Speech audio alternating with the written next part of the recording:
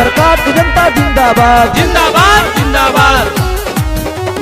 बाहर से आजा सैया घरवा हो, देहब पवन सिंह के भोटावा। बाहर से आजा सैया घरवा हो, देहब पवन सिंह के भोटावा।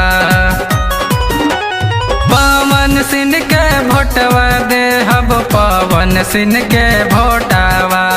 पवन सिंह के भोटवा देहब पवन सिंह के भोटावा। ये नहीं के सांसद हम बनाइब हो, देहब पवन सिंह के भोटावा। ये नहीं के सांसद हम बनाइब हो, देहब पवन सिंह के भोटावा। पवन सिंह जिंदाबाद जिंदाबाद जिंदाबाद। सरकार की जनता जिंदाबाद जिंदाबाद जिंदाबाद।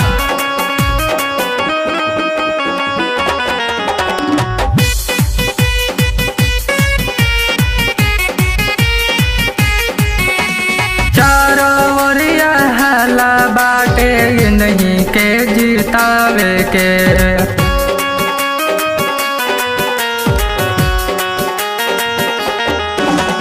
चारों ओरिया हला बाटे नहीं के जितावे के।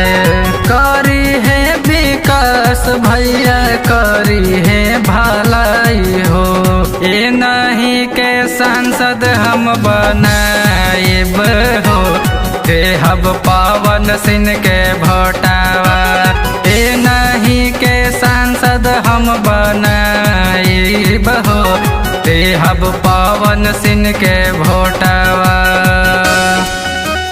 पवन सिंह जिंदाबाद जिंदाबाद जिंदाबाद। सरकार की जनता जिंदाबाद जिंदाबाद जिंदाबाद।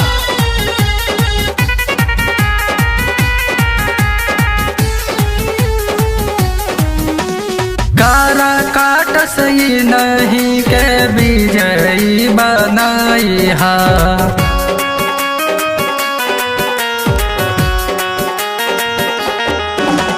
भैया पवन सिंह के निर्दलीय जीताई हा।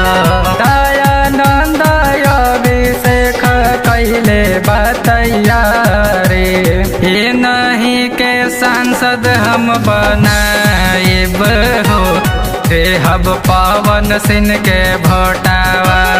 ये नहीं के सांसद हम बनाइब हो, देहब पवन सिंह के भोटावा।